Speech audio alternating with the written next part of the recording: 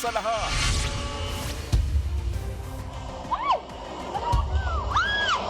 Lumagapak sa kalsada ang driver na yan. Tumalon siya mula sa humaharurot na truck na nawalan daw ng kontrol. Ang truck, dumire-diretso at sumalpok sa isang tindahan. Ang buong detalye, abangan! Magandang hapon, Pilipinas. Kasama ang buong puwersa ng News 5. Ito ang Frontline Pilipinas Weekend. Baha na naman ilang kalsada sa Metro Manila na lubog dahil sa ulang dala ng habagat. Mga sospek sa pagpatay sa isang lalaki sa loob ng isang hotel sa Quezon City, naaresto na. Operasyon ng mga espiyang Chinese sa bansa, lumalawak umano. Fighter jet bumagsak sa isang air show rehearsal sa Poland. Piloto, patay. Pagbabalik Celebrity Edition ng Singaling, inaabangan na.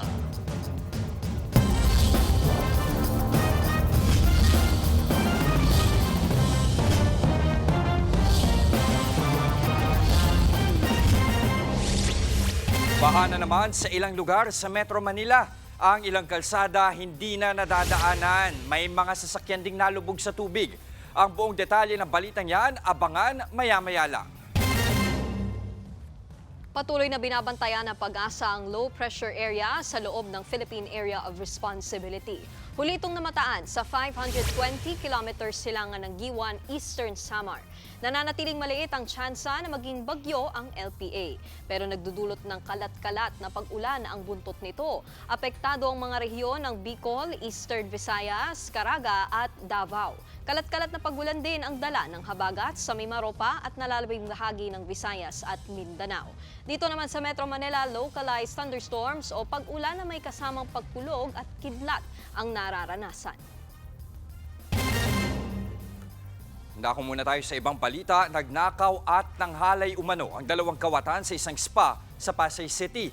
Base sa investigasyon, sakay ng motorsiklo ang dalawang sospek. Tinangay nila ang ilang gamit sa kaginahasa umano ang dalawang empleyado bago tumakas. Isa sa mga sospek ang nakilala ng mga biktima.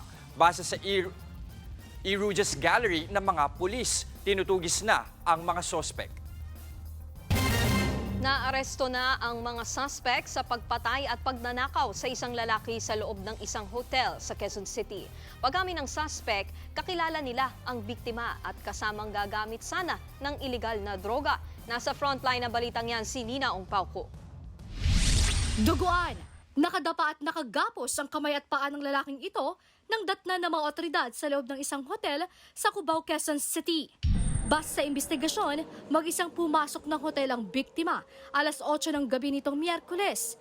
Lumipas ang isang buong araw pero hindi na lumabas ang biktima. Lapse na sila sa oras nila, kinatok sila ng room boy. Nung hindi ko nagre-response, ginamitan po ng master key. At doon niya ako natagpuan na wala na pong buhay. Nagkalat ang mga gamit sa kwarto. May mga drug paraphernalia ring nakita sa kama. Sa backtracking ng pulisya, makikita sa CCTV footage ang lalaking ito na may bitbit na helmet at bag. Tumawid siya sa kabilang kalsada at tila may hinihintay. Ilang saglit lang, dumating ang isang motorsiklo. Agad ipinasok ng lalaki ang bag sa top box bago umangkas saka sila umalis sa lugar. Sila pala ang dalawang sospek sa pagpatay at pagnanakaw sa biktima. Napag-alaman ding motor pala ng biktima ang ginamit sa pagtakas. Kalaunan ay na-recover ito. Agad nagkasanamahan at operation ng pulisya, unang naaresto ang suspect na si alias James sa Caloocan. At kaninang madaling araw naman, nahuli ang kasabot niya sa Bulacan. Base sa investigasyon, magkakilala ang mga suspect at biktima. Sa admission din po o revelation ng ating unang suspect na naaresto, ang purpose daw nila is jamming lang talaga during that night, kaya may mga nakita doon na drug paraphernalias. Mahaharap ang mga suspect sa reklamong robbery with homicide at paglabag sa Anti-Carnapping Act. Nagbabalita mula sa Frontline, Nina Ongpauco, News 5. Nagbabala ang isang eksperto sa dumarami umanong espiya ng China sa Pilipinas. Posible raw na nagpaplano na ang mga ito na impluwensyahan ang susunod na eleksyon. Nasa frontline ng balitang yan, si JC Cosico. Mukhang lumalawak na ang operasyon ng Chinese spy network sa Pilipinas. Yan ay ayon sa security analyst na si Professor Chester Cabalza. Patunay raw rito ang mga naaresto na umanong Chinese spy. Ayon kay Cabalza, pumapasok sila sa bansa bilang mga turista, estudyante, negosyante o ordinaryong tao para hindi mapaghinalaan. Marami ng sleeper cells at mukhang na-infiltrate na rin yung ating mga probinsya. Ginagawa nila ng paraan na makuha ang loob ng mga local leaders natin ng iba't ibang probinsya para sa ganoon ay mag-sympathize sila doon sa China. Ang mas malala, nagpaplano na rin daw ang mga espiya na impluwensyahan ng eleksyon sa 2028. Naturally, ang mission naman talaga nila, intindihin yung politika natin. Para sa ganun, mas madali para sa kanila kung paano nila i-impluwensyahan tayo at makuha ang loob ng mga Pilipino. Lalong-lalo na by 2028, hindi lang mga senador o congressman o mayor, governor ang i-elect ng mga Pilipino, kundi yung pinakamataas na posisyon sa Pilipinas. Nangako naman na ang COMELEC na gagawing mas secure ang gaganaping botohan. Magkakaroon daw ng bagong procurement para sa election system at mas palalakasin ang terms of reference. Samantala, ayon sa Philippine Navy, wala na raw ang Chinese tugboat na namataan noong Lunes sa Ayungin Shoal malapit sa BRP Sierra Madre. Ayon kay Rear Admiral Roy Trinidad, Navy spokesperson for the West Philippine Sea, hindi naman daw ito dineploy ng China roon para ito ang ating barko na nagsisilbing outpost ng bansa. Yung BRP Sierra Madre, 26 years na siya nandun, nakasad sa Ayungin Shoal. Ika nga, naka-secured na yun. Kumbaga yung corals, yung tinubuan na. Oo, nag-fuse na yan, kumbaga, matibay na yun. It will take more than one tugboat.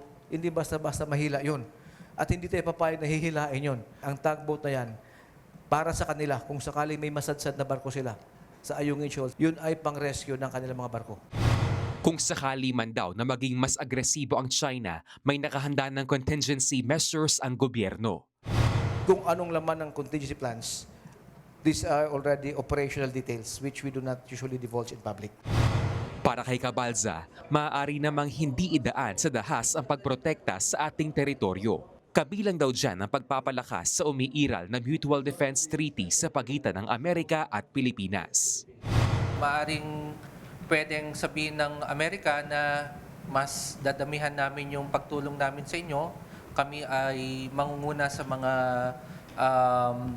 joint sale at yung strong presence nila talagang makikita natin. No? At dahil dyan, may intimidate ang China. Kilala ang Pilipinas sa pagiging mahinahon at ang paggamit natin sa international law. Susubukin pa rin natin na gagawin ito at ipapakita natin sa mundo na dito magaling ang Pilipinas. Nagbabalita mula sa Frontline, JC Cosico, News 5. Pumalag ang palasyo sa bagong pahayag ng China na tayo ang nanggugulo sa West Philippine Sea. Ayon kay Palace Press Officer Undersecretary Claire Castro, hindi natin mapipigilan ng China na gumawa ng sarili nilang kwento. Pero hindi rin daw tayo mapipigilan ng China na ipaglaban ang ating karapatan sa ating teritoryo na nakabase sa international law. Lumabas ang bagong pahayag ng China kasabay ng pagsasanay ng AFP at Australian Defence Force sa Nueva Ecija nitong linggo. Samantala, iniimbestigahan na ng National Security Council ang pagpasok ng tinatawag na sleeper agents ng China sa ating bansa. Ito yung mga miyembro umano ng militar ng China na posibleng nag-e-espiya sa ating bansa. Tinawagan din po natin ang NSC. Ayon po sa kanila, the government does not take espionage lightly. We are working closely with law enforcement and intelligence units to dismantle espionage network. We cannot stop China from making its own narrative. But they cannot also stop us from fighting for our rights based on laws, on clause, arbitrary ruling, and for our being independent country. Susunod, Lola patay matapos araruhin ng truck ang kanyang tindahan. At kauna-unahang FanCon ng international group na A-Hope ngayong gabi na. Lahat ng yan sa pagbabalik ng Frontline Pilipinas Weekend.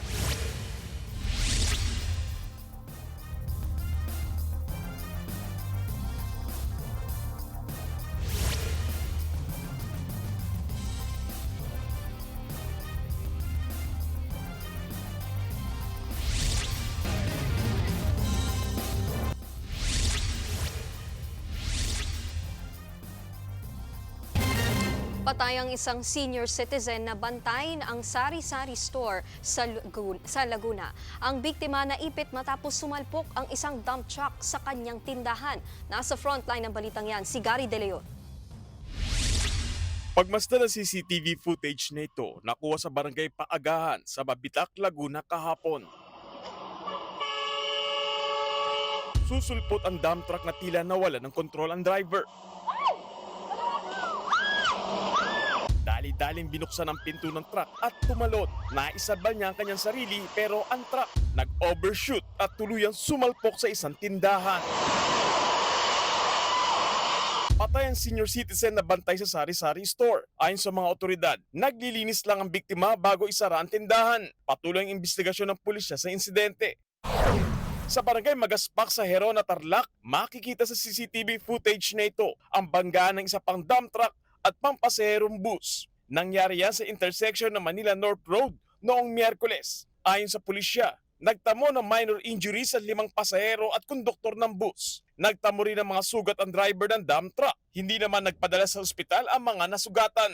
Napag-usapan na rin daw ng mga abogado ng dalawang panig ang insidente. Nagbabalita mula sa Frontline, Gary De Leon, News 5. Nanindigan si DPWH Secretary Manuel Bonoan na hindi siya magbibitiw sa pwesto. Sa isang video message, sinabi ni Bonoan na hindi niya tatakbuhan ng responsibilidad. Binigyan din ng kalihim na hindi niya kinukonsinti ang anumang uri ng korupsyon. Bukod sa suspensyon ng ilang district engineer sa Bulacan at Batangas, kinumpirma ni Bonoan na na-reassign na rin ang ilang opisyal ng DPWH sa Batangas at Mimaropa. Hindi po ang pag-alis o pag-iwas ng responsibilidad ang tamang paraan ng paghahanap ng solusyon. Sa akin po, tatanggapin ko ang accountability, pero tandaan po ninyo, hindi ko po kukonsintihin at papayagan ang anumang uri ng korupsyon na nangyayari. Hindi tayo papayag na lapastanganin ang sinumang tiwali sa DPWH, kontraktor o kahit sino pa ang maglustay ng pundo na nagmula sa dugo at pawis ng ating mga babayan. Idinaan sa sermon ni Caloocan Bishop Pablo Virgilio David ang kanyang pagpuna sa isyu ng lantarang pagpapakita ng yaman ng ilang kaanak ng politiko at mga kontraktor. Basean niya ito sa nabasa niyang artikulo na inilabas ng isang pahayagan. Sa humilya ni Bishop Ambo, tinawag niyang mahalay kapag ang yaman mula sa katiwalian ay ipinagyayabang habang maraming Pilipino ang nagugutom at taong-taong lubog sa baha. Ganito rin anya ang kwento sa Ebanghelyo kung saan pinugutan ng ulo si San Juan Bautista kapalit ng isang sayaw. Magsilbi raw sana itong paalala sa atin na huwag masanay sa kahalayan ng lipunan, kundi magsikap na ibalik ang dangal at pagiging makatao ng bayan. Araw ng Sabado pero walang galawan ang mga sasakyan sa ilang kalsada sa Metro Manila. Bigla kasing umapaw ang baha kasabay ng ulan. Stranded tuloy ang ilang motorista. Nasa frontline ng balitang yan, si Faith Del Mundo. Wala nang galawan ng mga sasakyan sa bahagi niyan sa may Quezon City Circle kaninang alas 3 ng hapon. Paano ba naman kasi bubog sa baha ang malaking bahagi ng elliptical road? Ang mga motorista tuloy hindi alam kung saan pupunta. Hindi rin makaatras sa mga nasa harapan dahil sa dami ng stranded na sasakyan. Sa lalim ng tubig, may ilang residente naman na nagawang magpalangoy-langoy sa tubig. Sa pulsa video, ang malakas na pag-agos ng baha na yan sa barangay Iscamias kanina ring hapon. Ang mga sasakyan sa kalsadang ito halos malubog na rin sa baha dahil sa taas ng tubig. Unti-unti na ring umapaw ang tubig mula sa kalsada at pumasok sa mga bahay. Nagmistulang ilog naman ang bahagi ng Mother Ignacia Avenue sa may bahagi ng Samar. Wala nang sasakyan na makadaan sa taas ng tubig. Ang ilan na naiwang nakaparada sa sidewalk, bubong na lang ang kita. Sa Barangay Katipunan, abot na rin sa bewang ang baha sa Manga Street habang patuloy na tumataas ang level ng tubig baha. Perwisyo rin ang baha sa ilang motorista sa Katipunan Avenue kanina. Naipon na ang mga motoristang yan bandang alas 4 ng hapon kanina. Wala kasing maglakas loob lusungin ang malalim na baha sa kalsada. Kaninang 3:51 PM, nagpaabiso na ang Metropolitan Manila Development Authority na hindi madaanan ang ilang bahagi ng Commonwealth Avenue, EDSA Mother Ignacia at C5 Katipunan. Ayon sa Quezon City Government, nakaantabay na ang kanilang rescue team para respondehan ang mga pagbaha. Sa Las Piñas City, mabilis ding bumaha sa bahaging ito ng Casimiro sa Alabang Zapote Road. Pahirapan tuloy makadaan ang ilang residente. Agad naman daw yang humupa nang humina na ang mga pag-ulan. Nagbabalita mula sa Frontline, Faith Del Mundo, News 5.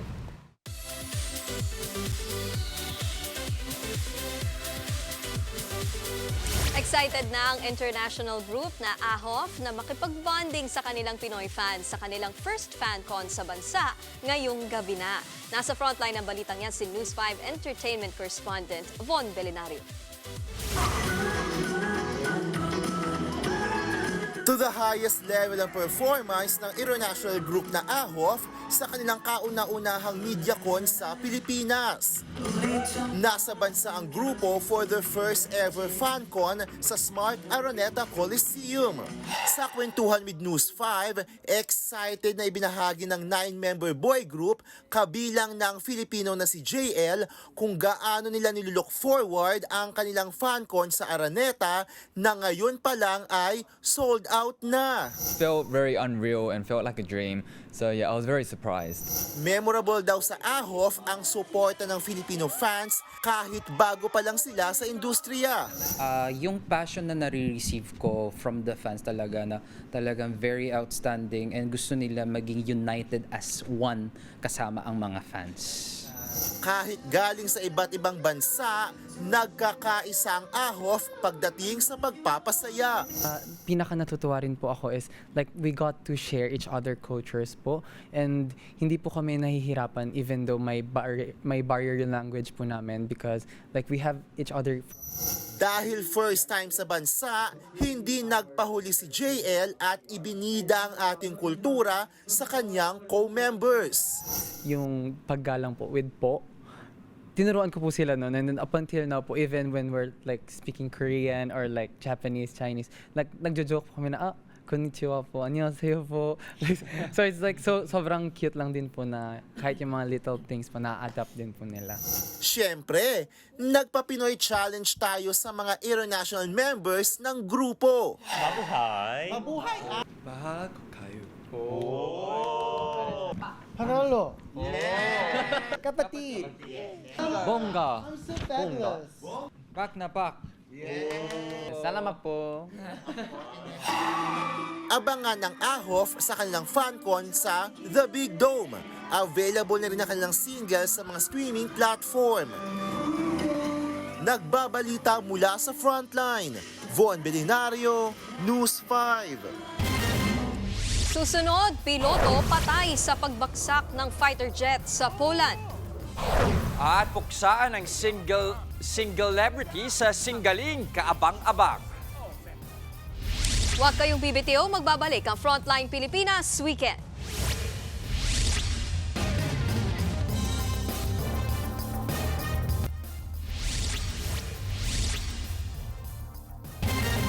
Bumagsak ang isang fighter jet sa gitna ng airshow rehearsal sa Poland. Kita sa video na gumagawa pa ng stunt ang eroplano hanggang sa tuluyang bumagsak sa lupa at sumabog. Patay ang piloto na miyembro ng kanilang Air Force. Wala namang nasaktan sa mga nanood ng rehearsal. Kinansela ang airshow matapos ng insidente. Iniimbestigahan pa ang sanhi ng plane crash.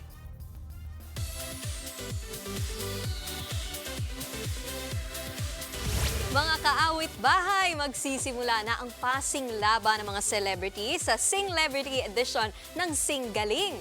Simula nga sa September 27, 48 stars ang makikivideo okay singing.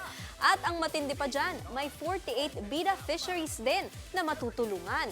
Kasama pa rin syempre sina Sing Masters Randy Santiago, Kay Brosas at Donita Knows. At ang mga nagbabalik na jukeboxes o boxes na sina Ethel Buba, Ariel Rivera, Nina, and Sir Ray Valera. Uy, bago tayo magpaalam, good luck muna kay Andre. Takbo na bukas ng umaga sa Australia. Galingan mong tumakbo, Galingan mo dyan, ha? Walang pagod-pagod. At yan po ang mga impormasyong dapat ninyong malaman. Mga balita para sa may alam at may pakialam. Kami ang inyong mga kasangga sa Frontline Pilipinas Weekend.